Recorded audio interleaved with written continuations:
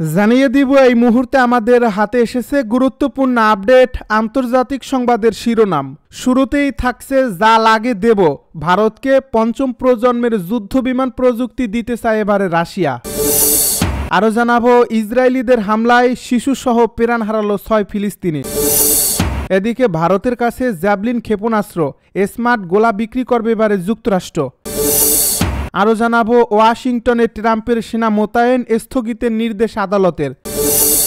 সব শেষে জানিয়ে দিব যুদ্ধ বন্ধে যুক্তরাষ্ট্রের সঙ্গে সৎভাবে কাজ করতে প্রস্তুত জেলেনস্কি। এতক্ষণ শুনছিলেন হাতে থাকা আপডেট সংবাদের শিরোনাম, এবারে বিস্তারিত। তবে তার আগে অনুরোধ রইল ভিডিওটিতে একটি লাইক এবং কমেন্ট করে জানিয়ে দিন ভিডিও সম্পর্কে আপনার মূল্যবান মতামত। আরও জানিয়ে দিন ভিডিওটি কোথা থেকে দেখছেন বা কোন জেলা থেকে দেখছেন। যা লাগে তাই দিব, ভারতকে পঞ্চম প্রজন্মের যুদ্ধবিমান প্রযুক্তি দিতে চায় রাশিয়া। আগামী ডিসেম্বর মাসে রাশিয়ার প্রেসিডেন্ট ভ্লাদিমির পুতিনের ভারত সরকারকে সামনে রেখে নয়াদিল্লিকে একটি বড় ধরনের সামরিক চুক্তির প্রস্তাব দিয়েছে মস্কো।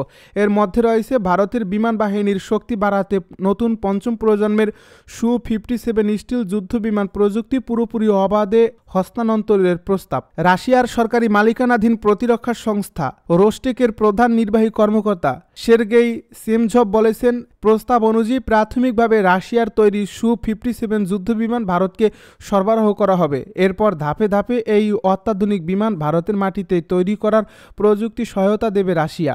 তবে এখানেই শেষ নন। একক ইঞ্জিনের স্টিল যুদ্ধবিমান Su-75 সেগমেন্ট নিয়েও চুক্তির প্রস্তাব ভারতকে দিচ্ছে রাশিয়া। ভারতীয় পত্রিকা এনডিটিভি বলছে, বিশ্বের জন্য কোনো দেশই ভারতকে তাদের প্রতিরক্ষা প্রযুক্তিতে এই স্তরের প্রবেশাধিকার দেয়নি। রাশিয়ার প্রস্তাব মেনে নিলে ভারত আকাশপথে পশ্চিমা দেশগুলোর মতোই সক্ষমতা অর্জন করবে। ইসরায়েলিদের হামলায় শিশুসহ প্রাণ হারালো 6 ফিলিস্তিনি। দখলকৃত পশ্চিম তীরে ইসরায়েলি সেনাবাহিনী ও অবৈধ বসতকারীদের হামলায় 6 ফিলিস্তিনি আহত হয়েছেন বলে মেডিকেল সূত্র ও আনাদুলোর খবরে জানানো হয়েছে। ফিলিস্তিনি রেড ক্রিসেন্ট সোসাইটি এক বিবৃতিতে জানায়, বৃহস্পতিবার নাবলুসের উত্তরাঞ্চলে ইসরায়েলি সেনার গুলিতে 4 ফিলিস্তিনি, যার মধ্যে একটি শিশুও রয়েছে, আহত হয়ে হাসপাতালে ভর্তি হয়েছে। প্রত্যক্ষদর্শীরা আনাদুলোকে জানান, ইসরায়েলি সামরিক যানবাহন নাবলুসের ন্যাশনাল হাসপাতাল এলাকা ও ফয়সাল স্ট্রিটের আশপাশে অভিযান চালায়। এ সময় দোকান ও বাড়িঘরের সামনের অংশ ক্ষতি হয়। পরে অভিযান পুরনো শহর ও আশপাশের এলাকায় বিস্তৃত করা হয়। সৈন্যরা জীবন্ত গুলি ও স্টান গ্রেনেড নিক্ষেপ করে। পাল্টা প্রতিক্রিয়ায় ফিলিস্তিনিরা ইসরায়েলি বাহিনীর দিকে পাথর নিক্ষেপ করলে সেনারা সরাসরি গুলি চালায় বলে জানান প্রত্যক্ষদর্শীরা। নাবলুসের দক্ষিণ ও পূর্ব উপকণ্ঠে বেইতা উরিপ ও বেইত ফুরিক শহরে ঘরবাড়িতে অভিযান চালায় ইসরায়েলি বাহিনী। ঘরে ঘরে তল্লাশি ও স্থানীয়দের ধরে জিজ্ঞাসাবাদ করা হয়। এক ফিলিস্তিনি যুবককে বাড়ি থেকে গ্রেপ্তার করা হয় এবং আরেকজনকে পিটিয়ে আহত করা হয় বলে জানায় স্থানীয়রা। ইসরায়েলি সেনাবাহিনীর পক্ষ থেকে বলা হয়, নাবলুসে রাতভর ধরে পরিচালিত গ্রেপ্তার অভিযানের সময় এক ইসরায়েলি সৈন্য গুলিবিদ্ধ হয়ে মাঝারি মাত্রায় আহত হয়েছে। ভারতের কাছে জ্যাভলিন ক্ষেপণাস্ত্র, স্মার্ট গোলা বিক্রি করবে এবারে যুক্তরাষ্ট্র। ভারতের কাছে 9 কোটি 30 লাখ ডলার মূল্যের জ্যাভলিন ট্যাঙ্ক বিধ্বংসী ক্ষেপণাস্ত্র ও এক্সক্যালিবার গাইডেড আর্টিলারি মিউনিশন বিক্রির অনুমোদন দিয়েছে যুক্তরাষ্ট্রের পররাষ্ট্র মন্ত্রণালয়। বুধবার যুক্তরাষ্ট্রের ডিফেন্স সিকিউরিটি কোঅপারেশন এজেন্সি একথা জানিয়েছে বলে খবর বার্তা সংস্থা রয়টার্সের। নয়াদিল্লি রাশিয়ার তেল কেনায় স্বস্তি হিসেবে অগাস্টে ভারতের আমদানি পণ্যে শুল্ক দ্বিগুণ করে 50% করেছিলেন প্রেসিডেন্ট ডোনাল্ড ট্রাম্প। এই নিয়ে ওয়াশিংটন নয়াদিল্লি সম্পর্কের অবনতি ঘটেছিল।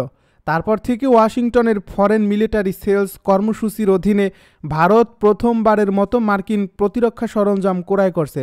চলতি মাসে ভারত তাদের নিজেদের তৈরি যুদ্ধবিমান তেজসকে আরও শক্তিশালী করতে মার্কিন কোম্পানি জেনারেল ইলেকট্রিকের তৈরি যুদ্ধবিমান ইঞ্জিন কিনতে পুনঃপ্রক্রিয়াদেশ দিয়েছে।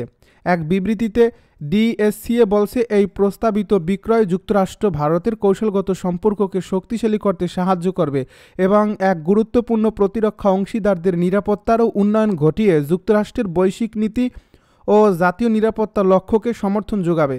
ভারত ইন্দো প্যাসিফিক ও দক্ষিণ এশিয়া অঞ্চলের রাজনৈতিক স্থিতিশীলতা, শান্তি ও অর্থনৈতিক অগ্রগতির জন্য একটি গুরুত্বপূর্ণ শান্তি হিসাবে ধারাবাহিকতা বজায় রেখেছে।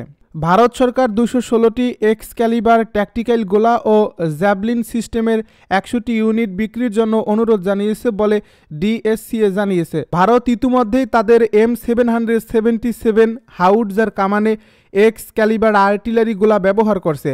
ডিএসসিএ জানিয়েছে এই বিক্রয় চুক্তির ক্ষেত্রে এক্স ক্যালিবার গোলা সরবরাহের প্রধান ঠিকাদার হবে আরটিএক্স কর্পোরেশন এবং জ্যাভলিন সিস্টেমের জন্য তাদের সঙ্গে যৌথ উদ্যোগে লকহিড মার্টিনও থাকবে। ওয়াশিংটনে ট্রাম্পের সেনা মোতায়েন স্থগিতের নির্দেশ আদালতের। ওয়াশিংটন ডিসিতে ডোনাল্ড ট্রাম্প প্রশাসনের ন্যাশনাল গার্ড মোতায়েন সাময়িকভাবে স্থগিত করার নির্দেশ দিয়েছেন যুক্তরাষ্ট্রের এক ফেডারেল বিচারক। সেনা মোতায়েনের মাধ্যমে শহরে আইনশৃঙ্খলা নিয়ন্ত্রণে হস্তক্ষেপের অভিযোগে প্রশাসনের মামলার পর বিচারক এ আদেশ দিয়েছেন। আজ শুক্রবার আল জাজিরার এক প্রতিবেদনে এই তথ্য জানানো হয়েছে। বৃহস্পতিবার দেওয়া এই রায়ে যুক্তরাষ্ট্রের ডিস্ট্রিক্ট জজ জিয়া কব বলেন, প্রেসিডেন্ট যে কোনো কারণে সৈন্য মোতায়েন করতে পারেন না। তিনি ট্রাম্প প্রশাসনকে 21 দিনের সময় দিয়েছেন যাতে তারা চাইলে এই রায়ের বিরুদ্ধে আপিল করতে পারে। ওয়াশিংটন ডিসিতে ফেডারেল সরকারের বিশেষ ক্ষমতা থাকলেও ডোনাল্ড ট্রাম্প প্রশাসন জরুরি পরিস্থিতি ছাড়াই ডেমোক্র্যাট নিয়ন্ত্রিত বেশ কিছু শহরে সেনা ও ফেডারেল এজেন্ট পাঠাচ্ছে। এটি নিয়ে সমালোচনা বহুদিনের।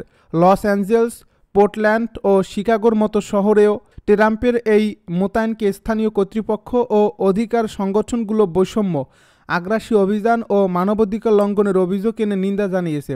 ডিপার্টমেন্ট অব জাস্টিস অবশ্য এই মামলাটিকে অর্থহীন প্রচেষ্টা বলে অভিহিত করেছে। তাদের দাবি, এই মোতায়েন তুলে নেওয়ার কোনো যুক্তিসঙ্গত কারণ নেই এবং ডিসি কর্তৃপক্ষের অভিযোগগুলোর ভিত্তি নেই। গত সেপ্টেম্বরে ডিসির অ্যাটর্নি জেনারেল ব্রায়ান শিয়ালবের করা মামলায় বলা হয়, এই ধরনের অবৈধ দখল চলতে থাকলে মার্কিন গণতন্ত্র আগের মতো থাকবে না। যুদ্ধ বন্ধে যুক্তরাষ্ট্রের সঙ্গে সৎভাবে কাজ করতে প্রস্তুত জেলেনস্কি। রাশিয়ার সঙ্গে যুদ্ধ বন্ধে একটি খসড়া শান্তি পরিকল্পনা পাওয়ার পর ইউক্রেনের প্রেসিডেন্ট ভলোদিমির জেলেনস্কি বলেছেন, সংঘাতের অবসানে যুক্তরাষ্ট্রের সঙ্গে সৎভাবে কাজ করতে তিনি প্রস্তুত। ওই খসড়া পরিকল্পনার আওতায় ডনবাস অঞ্চলের যেসব এলাকা এখনও ইউক্রেনের দখলে আছে, কিয়েভকে সেগুলো ছেড়ে দিতে হবে, সেনাবাহিনীর আকার ছোট করে ফেলতে হবে এবং নেটোতে যুক্ত না হওয়ার নিশ্চয়তা দিতে হবে বলে একাধিক মার্কিন গণমাধ্যমের বরাত দিয়ে জানিয়েছে বার্তা সংস্থা রয়টার্স। এই খসড়া পরিকল্পনা বানানোর জন্য ইউক্রেনের সংশ্লিষ্টতা কতখানি তা স্পষ্ট নয়, যদিও হোয়াইট হাউসের প্রেস সেক্রেটারি ক্যারোলাইন লেভিট বলেছেন, যুক্তরাষ্ট্র উভয় পক্ষের সঙ্গেই সমান যোগাযোগ রেখেছে। পৃথক এক বিবৃতিতে জেলেনস্কির কার্যালয় বলেছে, তারা যুদ্ধের ন্যায়সঙ্গত অবসানের লক্ষ্যে পরিকল্পনার বিভিন্ন ধারাগুলো নিয়ে কাজ করতে সম্মত হয়েছে। 28 দফার খসড়া ওই পরিকল্পনার পুরোটি ছেপেছে ফাইন্যান্সিয়াল টাইমস ও অ্যাক্সিওস। এতে ইউক্রেনের সামরিক বাহিনীর সদস্য সংখ্যা 6 লাখের মধ্যে রাখতে বলা হয়েছে। পাশাপাশি ইউক্রেনকে তার কাছে থাকা অত্যাধুনিক অনেক সমরাস্ত্র ত্যাগ করতে বলা হয়েছে। তবে তাদের সহায়তায় পোল্যান্ডে ইউরোপীয় যুদ্ধবিমান মোতায়েন থাকবে। এই পরিকল্পনায় কিয়েভকে নির্ভরযোগ্য নিরাপত্তা নিশ্চয়তা দেওয়ার অঙ্গীকারও করা হলেও এ বিষয়ে বিস্তারিত কিছু বলা হয়নি। এসবের বিনিময়ে রাশিয়া নিষেধাজ্ঞা তুলে এবং তাদেরকে শিল্পোন্নত দেশগুলোর জোট G7-এ নিয়ে বৈশ্বিক অর্থনীতিতে ফের যুক্ত করা হবে। রাশিয়া যুক্ত হলে শিল্পোন্নত দেশগুলোর জোটটি পুনরায় G8 হিসেবে আবির্ভূত হবে। ইউক্রেনকে পাঠানো পরিকল্পনায় যদি এসবই থাকে তবে মোটা দাগে এতে মস্কোর স্বার্থকেই বেশি প্রাধান্য দেওয়া হয়েছে বলছে রয়টার্স।